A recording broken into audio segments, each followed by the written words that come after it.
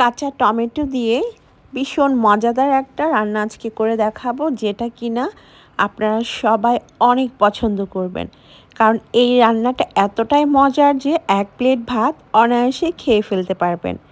খুবই সুস্বাদু এই কাঁচা টমেটোর তরকারিটি আমার ভীষণ রকম পছন্দের। চলুন আমরা এখন পুরো রেসিপিটাই দেখে আসি। এজন্য আমি নিয়েছি হাফ কেজি কাঁচা টমেটো। বাজারে কিন্তু এখন বেশ ভালো ভালো কাঁচা টমেটো পাওয়া যায়। তো এগুলোকে খুব ভালোভাবে ধুয়ে পানিটাকে ঝরিয়ে নিয়েছি। এখন এগুলোকে আমি ছোট ছোট করে কেটে নিব। ছোট ছোট চিকন চিকন করে কাটতে হবে। সেই সাথে নিয়েছি এখানে চ্যাপা শুটকি, মানে বাঁশপাতা চ্যাপা বলে এগুলোকে। এখানে আমি 7-8টার মতো নিয়েছি। আপনারা পুঁটি মাছের যে চ্যাপা শুটকি পাওয়া যায় সেটাও নিতে পারেন। খুব ভালোভাবে ধুয়ে পরিষ্কার করে নিতে হবে। এবার চুলায় দিয়ে দিচ্ছি 3 টেবিল চামচ পরিমাণ রান্নার তেল। তেলটাকে ভালোভাবে গরম করতে হবে। তারপর এর মধ্যে আমি হাফ কাপ পেঁয়াজ কুচি দিয়ে দিচ্ছি আর 3 কোয়া রসুন কুচি দিয়ে দিচ্ছি। পেঁয়াজ আর রসুনটাকে এখন নরম করে একটু ভেজে নিব।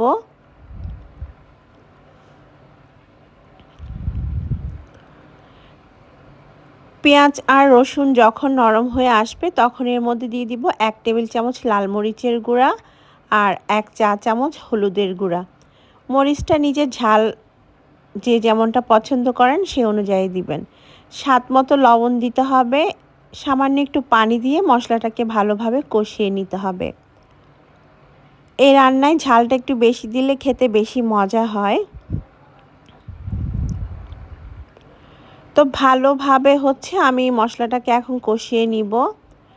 কষিয়ে নেওয়ার পর এর মধ্যে আমি ধুয়ে শুটকিগুলো দিয়ে দিচ্ছি।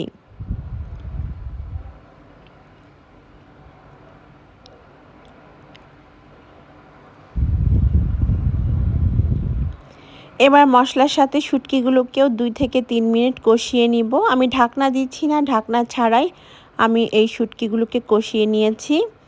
যখন শুটকিগুলো ভালোভাবে কষানো হয়ে যাবে, দেখতে পাচ্ছেন বেশ নরম হয়ে গিয়েছে, তখন এর মধ্যে দিয়ে দিতে হবে কেটে রাখা কাঁচা টমেটো। আর আমি ঠিক এরকম কুচি করে কেটেছি।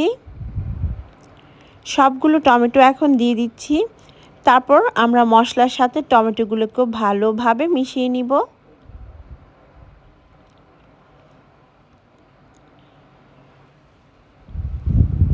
ভালোভাবে মিশিয়ে নেওয়ার পর ঢাকনা দিয়ে ঢেকে মিডিয়াম হিটে আমি 5 মিনিটের মতো কষিয়ে নিব।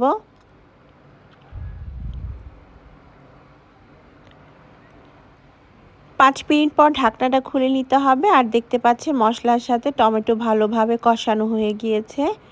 একটু নেড়েচেড়ে দিতে হবে। তারপর আমি এর মধ্যে পানি অ্যাড করব।